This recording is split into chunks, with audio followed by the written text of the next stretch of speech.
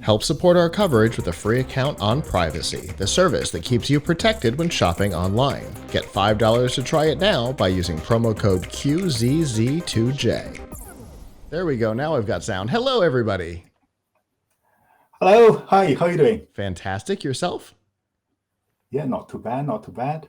Go ahead and introduce yourself for us. Yeah, hello everyone. My name's Phil, and this is my colleague Nick, and we are from Absolar, UK. Okay, and what do you guys do? We are a UK-based startup working on the technology about renewable energy. Okay, and in your summary, I see both LiDAR and solar energy systems. So where do those two technologies that seem pretty divergent, where do they fit together? Yes, so our technology is able to combine LiDAR and machine learning. So in a nutshell, it's pretty much like using LiDAR to scan a whole city and create a high-resolution 3D model of the entire city on a virtual platform. So we can simulate the amount of solar radiation on each part of the roof surface areas, and then combine different machine learning to find out amount of electricity generation for each surface area at different time of the day. Okay, so you scan a city and you can, using machine learning, you can essentially figure out where the best place to put solar panels, the most efficient place to put solar panels would be. Spot on, yes. Ha! Okay. Yeah, so it does it over a whole city, but it does it at the level of each roof, and that's where it's quite cool, because you can, over here in the UK, solar is not quite a given as it probably is in certain parts of the US. It has to have a really good business case for it to work here, and it works really well when it has that good business case. So what it does is for each property in that city, it prepares a full business plan and says, yep, solar's awesome for your building, crack on. And actually, one of the benefits is it says, no, solar is not very good. You don't want solar on that property. So that's quite the appeal, that it's quite an honest tool. And I think it's quite new in the solar industry. Over here in the UK, we're in a post-subsidy market where we don't have lots of government grants to fund renewable energy. And there's some element of, I won't call it scamming, but there's some element of kind of, selling products that shouldn't be there. So we're quite proud in saying, yes, that's great, crack on, or no, that's not the way to go. Okay, and that makes sense. There's some similar situations here in the U.S. Some areas are great for it. Arizona, Hawaii. Todd Cochran, who opened the show today, he lived in Hawaii for a long time, and he put solar up and was able to essentially get off the grid almost entirely, except for the fee he has to pay the power company to not use their service, which is bonkers, and you don't get him started on that topic. But yeah, then there's other areas that it isn't nearly as effective. So yeah, that makes sense. And so in those areas, you'd be able to find out, no, it's not worth, you're never going to recoup your cost. Yeah, exactly. And so we're working with local government here in the UK, and we're live in one city at the moment. We're going live in more. And in just one city, there's 32,000 homes that actually solar would work. So that's great that we can pinpoint those 32,000 houses, and then the local government can set to work, targeting the people where it's going to work, making sure that advertising is going to the right place rather than wasting money targeting people where solar is never going to work. So there's the marketing side of it, which is quite a benefit. But Phil's the guy who's made the tech, so it's spinning out of the University of Southampton here in the UK, that generates this really accurate LiDAR modeling. that we've deployed into the solar market as the place to do it.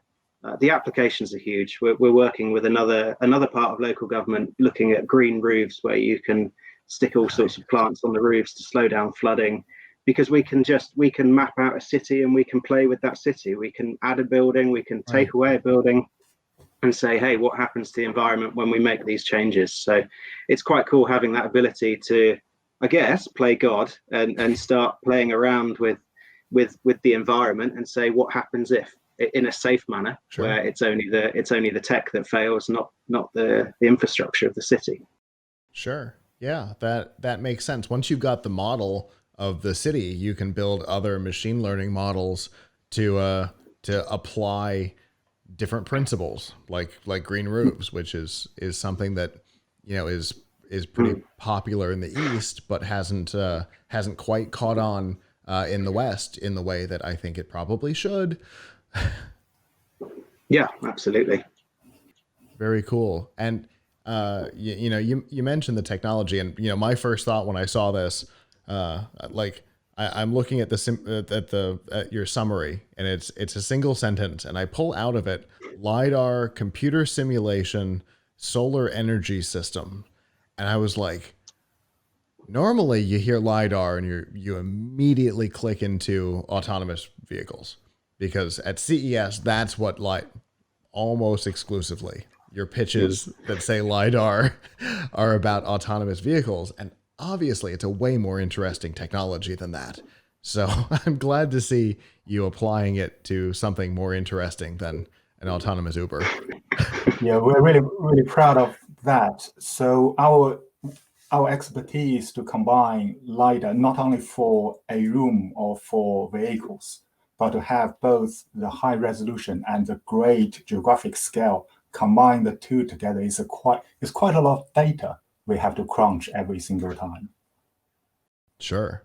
And how do you manage to get such a large scan? Yeah, it's an airborne data collection. So in the UK, the UK government about 10 years ago has initiated a national program scanning mostly urban areas and gradually expanding that to the whole country. So for most of the urban areas within the UK, we have good data coverage, and we are trying to use drones in the future to collect our own data to push this competitive advantage even further. Very cool. Yeah, and we combine it with space-based technology as well. So we're using satellite data, and we're partly one of our projects is partly funded by the UK Space Agency.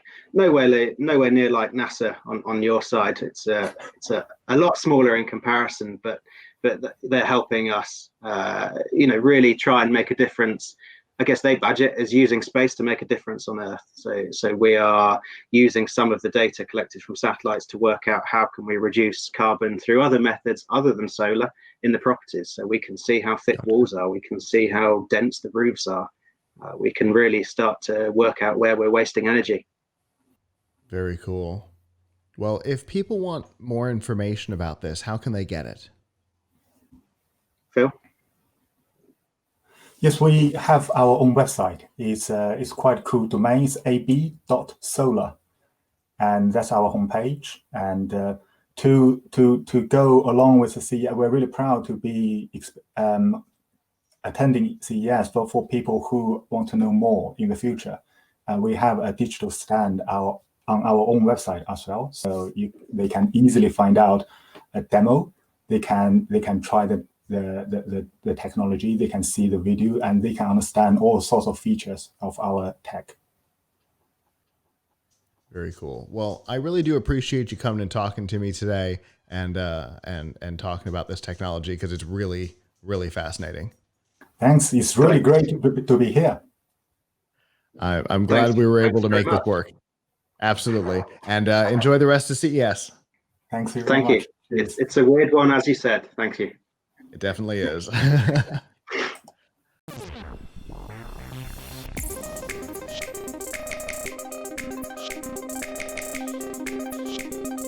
I hope you enjoyed that interview, and if you did, make sure you check out some of the more than 100 interviews we conducted during the virtual CES 2021 coverage. And of course, subscribe here on YouTube, hit the notification bell to learn when we post new content and when we go live.